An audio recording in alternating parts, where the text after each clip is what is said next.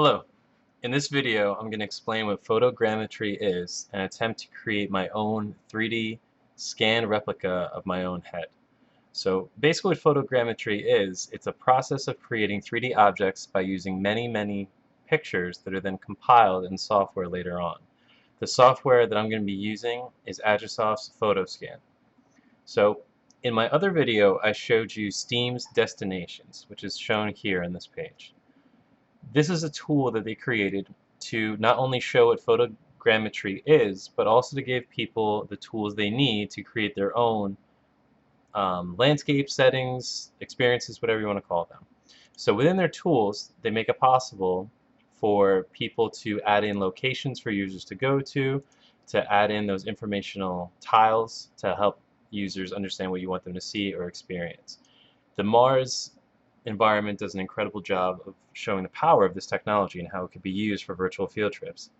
The Curiosity rover was an object created in another 3D artistic program that was then added into the pictures the Curiosity took on Mars. Those pictures of Mars' surface were then compiled in those photo software programs I was talking about, like Agisoft Photoscan, to create these 3D environments. The great part about the experience, though, is the informational tiles, which really adds into this as an educational technology tool. So before diving into this video, I want to understand photogrammetry a bit more. So along with the destinations tool that I experienced firsthand in my other video, I also checked out some information by Tested. You may notice Adam Savage's name at the top.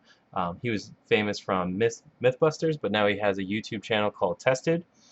And on here, they went into the software that I'm going to use. They talked about the techniques, kind of the do's and don'ts, and I got a very good understanding of what photogrammetry was and what was necessary for it to work well.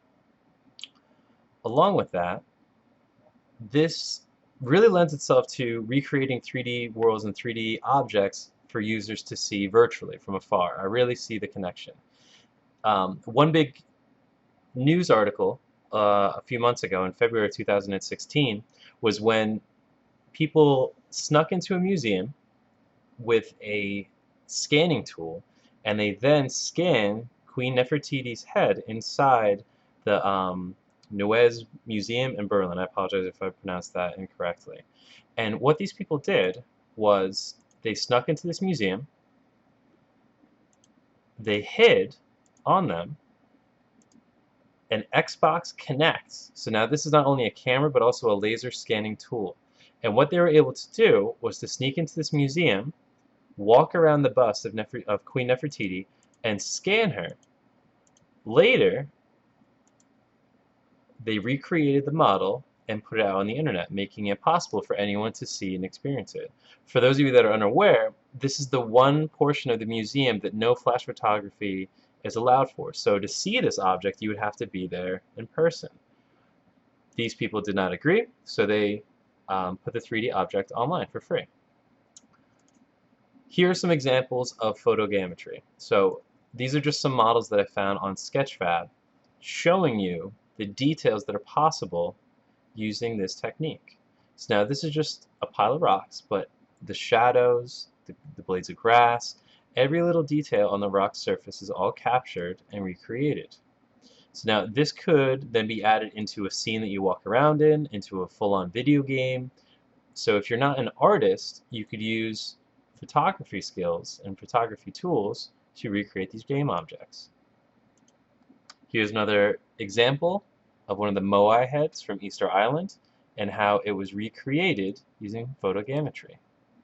So now you could see every, I want to say, pore on this rock, every scratch, every little indentation.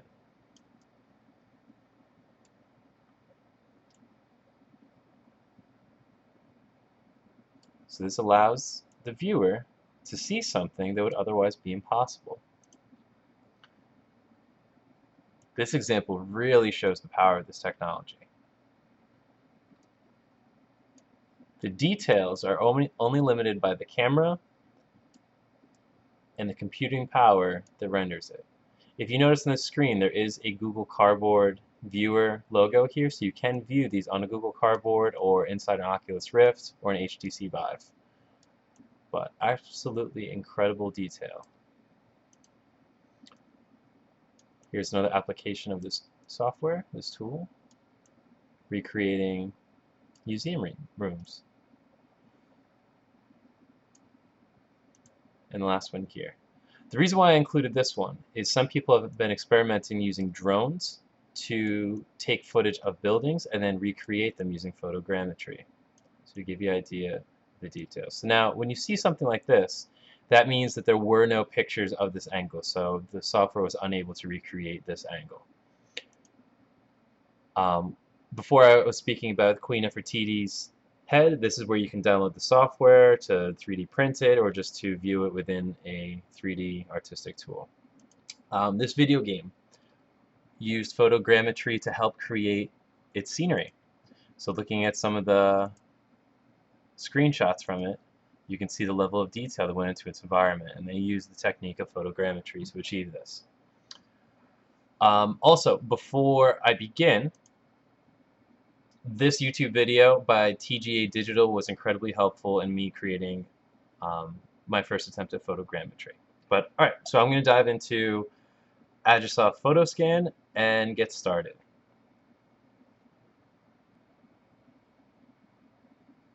Alright, so the first thing you need for photogrammetry is the photos. So I took 45 pictures with the help of someone else in front of my green screen to hopefully help create a better environment for this technique to work. You'll notice at the top that it says mark attempt 2. This was my second attempt.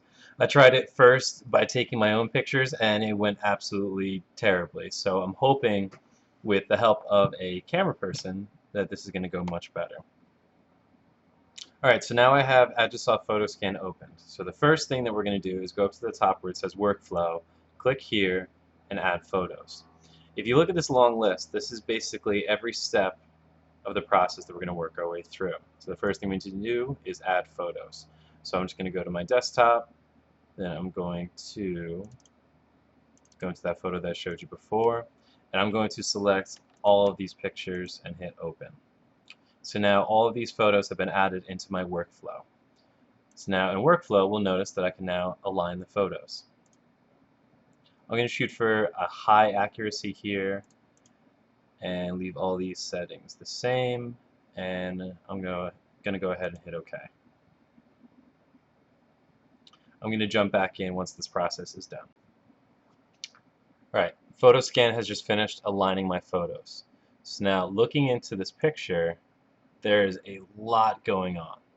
To explain a little bit, we knew that behind all the pictures was this green screen.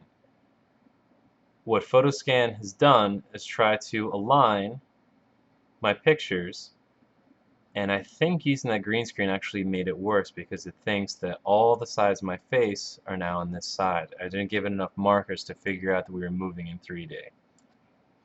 So I'm going to try to continue and we'll see how this goes. So what I'm going to do is I'm going to select everything that looks like it has to do with my face over here, and then I'm going to crop, meaning that I'm going to delete everything else.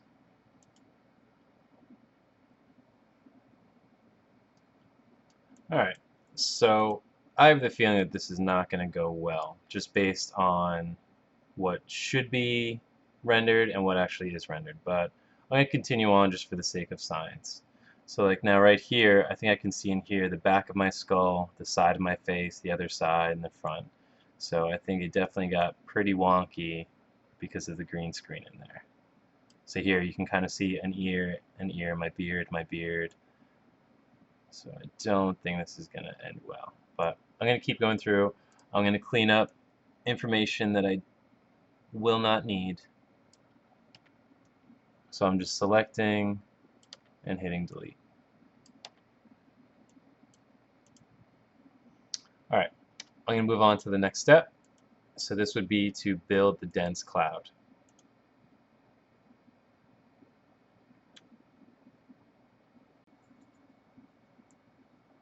Alright, so that was an absolute failure. I learned my lesson there. Green screening has its uses, but setting up for this purpose is not going to help the software at all. If we look at all these blue squares, that is all the different camera angles for each picture, and it thinks that every picture was taken from the same exact angle. So, which it actually is right, because I spun in a chair rather than moving the camera around me. So that was my mistake. I'm going to go ahead and try this again with other objects, and I'm going to jump to the finished process to show. Alright, so after that absolute failure, trying to recreate my own head, I tried it again by scanning my lost DVD set, and I had much, much better results. So now, for some reason, the back of it didn't render at all.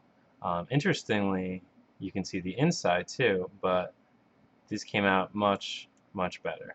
So 3 out of the 4 sides, and pretty clear text on it, considering I'm just using my cell phone.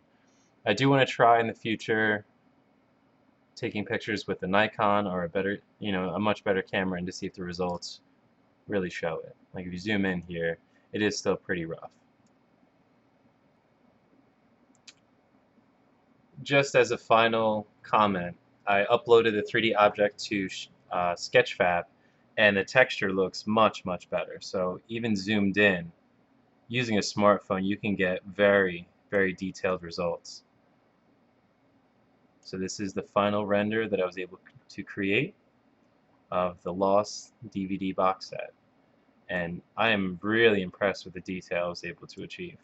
And this is just, again, with the smartphone. This is with my Samsung Galaxy S7. So I'm excited to keep trying this out and to see what other results I can get. Thank you for watching.